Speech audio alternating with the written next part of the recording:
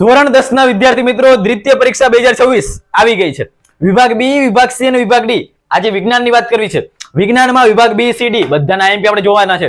આ આઈએમપી તમારી પરીક્ષામાં પૂછાશે. તો જે લોકો એચઆરએસ માં નવા છે એ એચઆરએસ ને સબસ્ક્રાઇબ કરી નાખો, લાઈક કરते રહો, કારણ કે આ બધા જ આઈએમપી તમારી પરીક્ષામાં યાર 100% દેખાવાના છે. તો હું હર્ષલ સર સ્વાગત કરું છું તમારા વિજ્ઞાનના વિભાગ બી, સી અને ડી ના આઈએમપી માં.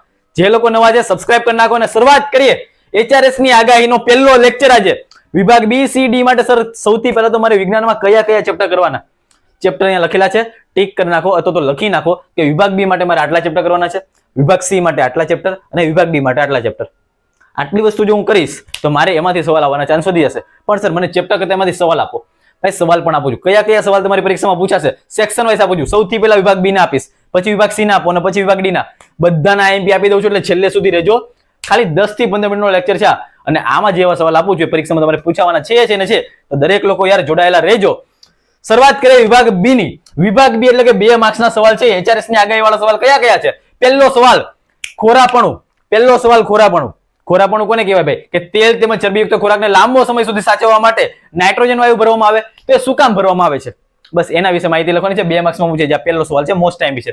બીજો સવાલ સંયોગીકરણ પ્રક્રિયા એટલે શું? ઉદાહરણ સાથે લખો. આ પણ x સ્વરૂપે પણ પૂછાય છે. એ હું તમને સમજાવું કઈ રીતના પૂછાય છે. ઉષ્માક્ષેપક અને ઉષ્માશોષકનો તફાવત કયો કયો ભાઈ? ઉષ્માક્ષેપક અને ઉષ્માશોષક. આ બેનો તફાવત લખવાનો છે. આગળ ઓક્સિડેશન અને રિડક્શન. ભાઈ કઈ વસ્તુ કીધી છે? ઓક્સિડેશન અને રિડક્શન. ઉદાહરણ લખવાનું છે. નેક્સ્ટ સવાલ નંબર 5 ધાતુ અને અધાતુના ભૌતિક ગુણધર્મ.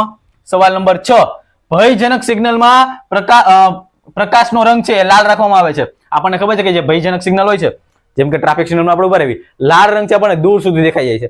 તો શા માટે લાલ રંગ રાખવામાં આવે છે એના વિશે કારણ લખવાનું છે. 2 માર્ક્સમાં પૂછે છે, મોસ્ટ ટાઈમ છે. એચઆરએસ ની આગાહી ચુંબકીય ક્ષેત્રરેખાની લાક્ષણિકતાઓ. ચુંબકીય ક્ષેત્રરેખાની લાક્ષણિકતા તમારી પરીક્ષા વિભાગ બી માં દેવા મળે છે, જોવા મળે છે. અથવા એમ બી પૂછાય કે ચુંબકીય ક્ષેત્રરેખાઓ એકબીજાને ક્યારેય અડતી નથી, હંમેશા એકબીજાને સમાંતર જ હોય, આગળ જતા ક્યારેય છેદવાની નથી. શા માટે? આ જ લખવાનું છે. મોસ્ટ ટાઈમ સવાલ છે ભાઈ. તો ચુંબકીય ક્ષેત્રરેખાની લાક્ષણિકતા 2 માર્ક્સ માટે મોસ્ટ ટાઈમ સવાલ છે, પરીક્ષામાં પૂછાશે. આગળ આકૃતિ. સ્ત્રી પ્રજનનતંત્ર અને નર પ્રજનનતંત્ર. આ બેની ફક્ત ફક્ત આકૃતિ કરવાની છે. સ્ત્રી પ્રજનનતંત્ર અને નર પ્રજનનતંત્ર આ બેની આકૃતિ 2 માર્ક્સમાં યાર પૂછાય છે, કરી લેજો. આગળ ટૂંક નોંધ લખો. વનસ્પતિમાં ઉત્સર્જન. ટૂંક નોંધ લખો. કલિકા સર્જન. એચઆરએસ ની આગાહી વાળો સવાલ છે ભાઈ. કલિકા સર્જન. કલિકા સર્જન એટલે શું? આકૃતિ સહિત 2 માર્ક્સમાં પૂછાય, કરી લેજો. આગળ અમીબામાં દ્વિભાજન સમજાવવાનું છે. ખોરાકના પાચનમાં લાલ રસની ભૂમિકા. લાલ રસ છે ખોરાકના પાચનમાં શા માટે ઉપયોગી છે? 2 માર્ક્સનો સવાલ છે, કામનો છે, કરવાનો છે. આગળ ધમની અને શિરાનો તફાવત આપો. લસિકા એટલે શું ને તેનું કાર્ય જણાવો. મોસ્ટ ટાઈમ સવાલ છે લસિકા વાળો. આગળ પ્રકાશ સંશ્લેષણ એટલે શું? સમીકરણ લખો. આમાં સમીકરણ તો ખાસ યાદ રાખી લેજો. પ્રકાશ સંશ્લેષણનું સમીકરણ ખાસ યાદ રાખી લેવાનું છે કે જે તમને આવનારા સમયમાં ખાલી જગ્યામાં બી બોર્ડની પરીક્ષામાં દેખાશે. ખાલી જગ્યામાં બી દેખાય ભાઈ. કઈ રીતના દેખાય ને તમને બોર્ડ વખતે કહી, પણ અત્યારે 2 માર્ક્સમાં કામનું છે. ટૂંક નોંધ લખો. ઉભય ગુણી ઓક્સાઇડ. ઉભય ગુણી ઓક્સાઇડ ની ટૂંક નોંધ લખવાની છે. આગળ જો મેં તમને કીધું, જો આવડો સંયોગીકરણ વાળો સવાલ x સ્વરૂપે પૂછાય તો x સ્વરૂપે કઈ રીતના પૂછાય? તો આ રહ્યો તમારી સામે કે x નું દ્રાવણ ઢોળવા માટે વપરાય છે, તો x નું નામ જણાવો, x ની પાણીહારે પ્રક્રિયા જણાવો. આ પ્રક્રિયા કઈ છે એ જણાવો. તો એ તમને 2 માર્ક્સ માટે મોસ્ટ ટાઈમ સવાલ છે. આવડો 17મો. આગળ મેં તમને કઈ હિન્ટ આપી છે કે કોઈ પણ રાસાયણિક પ્રક્રિયા આપી હશે, કોઈ પણ રાસાયણિક પ્રક્રિયા આપી હોય તેમાં કોનું ઓક્સિડેશન અને કોનું રિડક્શન થાય છે તમારે કહેવાનું છે. ફોર એક્ઝામ્પલ PbO છે, PbO છે, કાર્બન. PbO અને કાર્બન પ્રક્રિયા કરે છે અને એમાંથી કંઈક બન્યું, તો ઓક્સિજન દૂર થઈ જાય તો એને શું કહેવાય? તો એને રિડક્શન કહેવાય. ઓક્સિજન દૂર થઈ જાય તો એને રિડક્શન કહેવાય. ધારો કે PbO માંથી ઓક્સિજન નીકળી ગયો તો શું બનશે? Pb.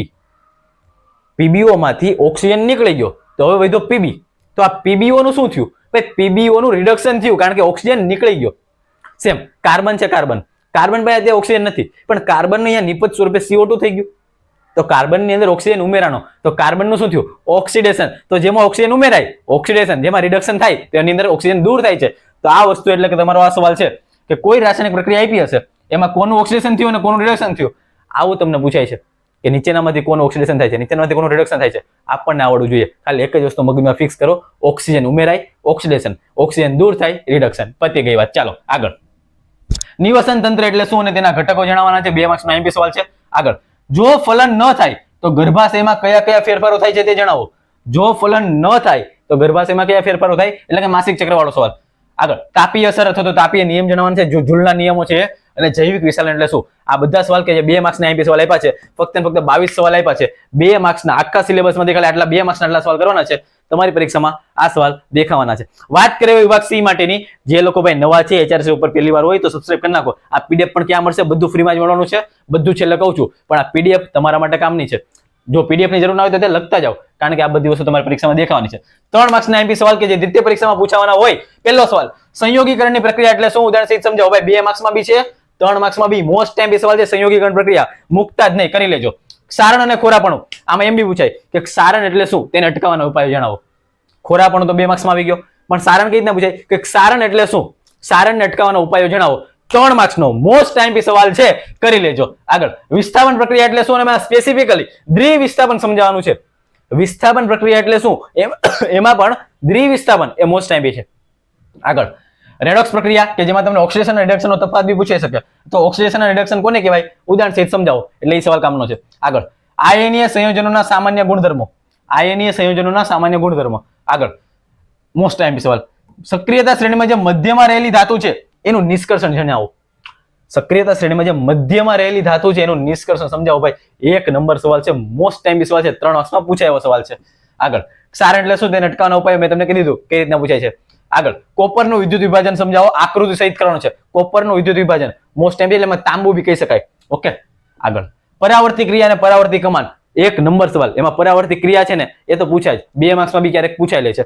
આગળ, વનસ્પતિના અંતઃસ્ત્રાવ હોય. વનસ્પતિના અંતઃસ્ત્રાવ 2 પ્રકારના હોય છે, એક હોય છે વૃદ્ધિ પ્રેરક અને એક હોય છે વૃદ્ધિ અવરોધક. વૃદ્ધિ પ્રેરકમાં કોણ આવે? ઓક્સિન આવે, ઝિબ્રેલિન આવે, સાયટોકાઇનિન આવે, અને વૃદ્ધિ અવરોધકમાં એબ્સિસિક એસિડ. તો આ સવાલ 3 માર્ક્સનો કામનો સવાલ છે, વનસ્પતિ અંતઃસ્ત્રાવો. આગળ, માનવ મગજ આકૃતિ કરી લેવાની, મેજોરિટી ચાન્સ આકૃતિના નથી, પણ એના કાર્યો, મુખ્ય ભાગોના કાર્ય કામનો સવાલ છે, કરી લેવાનો છે. આગળ, આકૃતિ સાથે માદા પ્રજનનતંત્ર અને નર પ્રજનનતંત્ર, આખું માદા પ્રજનનતંત્ર અને નર પ્રજનનતંત્ર, એમાં બી HRS ની આગળ કહી દઉં છું કે માદા પ્રજનન દેખાય જ, અને બોર્ડ એક્ઝામ 2024, બોર્ડ એક્ઝામ 2024 છે, એમાં પણ માદા પ્રજનનતંત્ર હશે ને હશે. HRS ની આગાહી છે ભાઈ, એટલે આકૃતિ સાથે કરી લેજો, કારણ કે મોસ્ટ ટાઈમ સવાલ છે. યૌવનારંભ સમયે છોકરા અને છોકરીઓમાં કયા કયા ફેરફારો થાય છે, આ વસ્તુ કરી લેવાની છે. જો આને પેપર ને ઈઝી બીઝી કરી નાખવું હોય તો આ સવાલ પહેલા પૂછી લે. ઓકે. ગર્ભ અવરોધક પદ્ધતિ એટલે શું સમજાવવાની છે. એમાં કુદરતી આવે છે, કૃત્રિમ આવે છે, ગોળી પીવાની આવે છે. અંતર્ગોળ રેડિયેશન અને બહિર્ગોળ રેડિયેશનની કિરણાકૃતિ, એક કિરણાકૃતિ એમાં C ઉપર હોય અને C અને F ની વચ્ચે હોય. એક આકૃતિ એમાંથી હશે ને હશે જ. પરીક્ષામાં મોસ્ટ ટાઈમ છે અંતર્ગોળ અને બહિર્ગોળની બંનેની. આગળ, પ્રકાશના વક્રીભવનના નિયમો, ચાન્સ વધારે નથી, પણ અમુક સ્કૂલ વાળા સરકારી સ્કૂલોમાં બી આ વક્રીભવનના નિયમો પૂછાઈ જાય છે. ટૂંક નોંધ લખો. લેન્સનો પાવર, પાવરના બધા સૂત્ર સાથે અને લેન્સનો પાવર આખો કરી લેજો મારા ભાઈ. 1 નંબર સવાલ છે લેન્સનો પાવર વાળો. અવરોધોનું શ્રેણી અને સમાંતર જોડાણ, 2 માંથી 1 સવાલ. અવરોધોનું શ્રેણી અને સમાંતર 2 માંથી 1 સવાલ હશે જ, અને બોર્ડની પરીક્ષામાં પણ બોર્ડ એક્ઝામ 2026 ની અંદર પણ શ્રેણી અને સમાંતર જોડાણ એમાંથી 1 સવાલ હશે ને હશે જ. એમાં બી મોસ્ટ ટાઈમ તો શ્રેણી જોડાણ છે. આગળ, ટૂંક નોંધ લખો. વિદ્યુત ફ્યુઝ, વિદ્યુત ફ્યુઝ વિશે માહિતી આપવાની છે. અને હા, આની ઉપરાંત 2 સવાલ કહી દઉં તમને. ઓવરલોડિંગ વાળું, ઓવરલોડિંગ વાળો સવાલ તમારી અંદર લખાયો છે, સ્કૂલની અંદર ટ્યુશનની અંદર આઈએમપી આપ્યો છે. ઓવરલોડિંગ વાળો સવાલ મુકતા નહીં ભાઈ. શોર્ટ સર્કિટ અને ઓવરલોડિંગ વાળું એ કરી નાખજો, બોર્ડની પરીક્ષા માટે બી કામનો છે. શોર્ટ સર્કિટ અને ઓવરલોડિંગ વાળો. આગળ, વિદ્યુત સ્થિતિમાન એટલે શું? V નું જે સમીકરણ છે એ બી લખવાનું, V નું સૂત્ર બી લખવાનું છે, અને આકૃતિ બી છે કે અનંત અંદરથી આપણે અહીંયા લાવવામાં આવે છે એની માટેની આકૃતિ છે એ બી દોરવાની છે. અને છેલ્લે, ખાવાનો સોડા અને ધોવાની સોડાને બનાવટની ઉપયોગ. આમાં તમને અલગ કરીને પૂછી શકે કે મારા મમ્મી ઘરે પકોડા બનાવે છે, તો પકોડા માટે શું હશે? ખાવાનો સોડા. મારા મમ્મી કપડા ધોવે છે, એના માટે શું હશે? ભાઈ ધોવાનો સોડા. તો એ રીતના તમને પૂછે છે. તો આ મેં તમને આપ્યા છે 21 સવાલ. 21 સવાલ આપ્યા છે મેં કેના માટે? વિભાગ સી માટે. તો વિભાગ સી માટે આટલા સવાલ કરી નાખો, તમારી બોર્ડ એક્ઝામનું બી કામ પતી જાય અને આવડી એક્ઝામનું બી કામ પતી જાય. પણ બોર્ડ એક્ઝામ 2024 માટે એવા આઈએમપી લાવવાનું છું, HRS ની આગાહીવાળા સવાલ લાવવાનું છું કે જે તમારી આ એક્ઝામ પતવા દો.